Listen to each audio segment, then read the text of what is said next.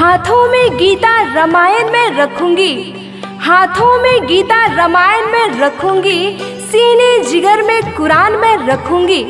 मेल जो बढ़ाए आपस में वही धर्म ईमान में रखूंगी। हाथ जोड़ी करी ले बिनतिया हो, सुने चाची भौजी माई। हाथ जोड़ी करी ले बिनतिया हो, सुने काकी चाची माई। अब की बेरी अपना आशा देवी जी के हो, जिला परिषद बनाई। अब की बेरी अपना आशा देवी जी के हो, जिला परिषद बनाई। जी हाँ, जिला परिषद निर्वाचन क्षेत्र संख्या 34 कल्याणपुर के तमाम सम्मानित जनता जनार्दन साथियों, अब की बार आशा देवी के चुनाव चिन्ह जांच चक्की छाप पर अपना बटन दबाइए और आशा देवी को भारी से भारी बहुमत देकर विजयी बनाइए। याद रखिए, ईवीएम में 1 नंबर पर है। एक एक वोट अपन दे दी दान है, बेटा बाप अपना चाची रखी ध्यान है।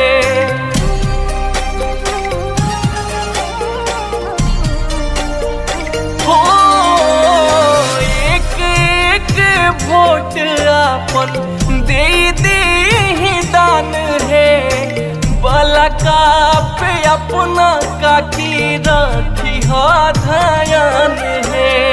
भैया नावल किशोर पारस भैया हो, दे दी आशीष बड़की माई।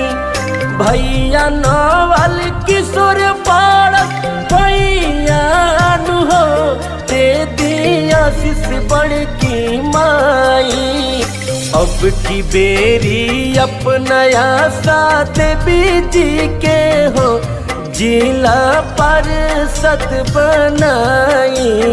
जाता चौकी मिलल बानी सनियान हो, ओही पर बटन दबाई।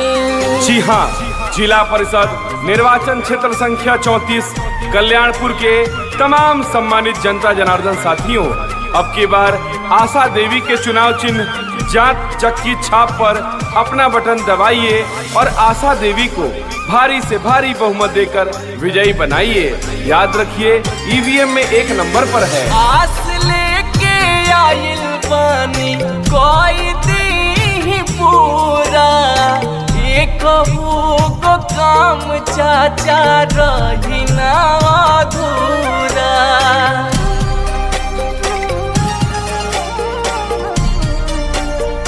हो आस लेके आइल बानी कोई दी पूरा, एक को काम बहिनी रही ना अधूरा।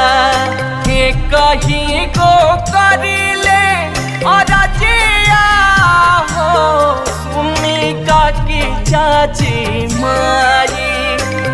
कहीं को करी ले और जिया हो, सुनी काकी चाची माई। अब की बेरी अपना आशा देवी जी के हो, जिला परिषद बनाई। जाता चौकी मिलल बा निशानियान हो, ओही पर बटन दबाई।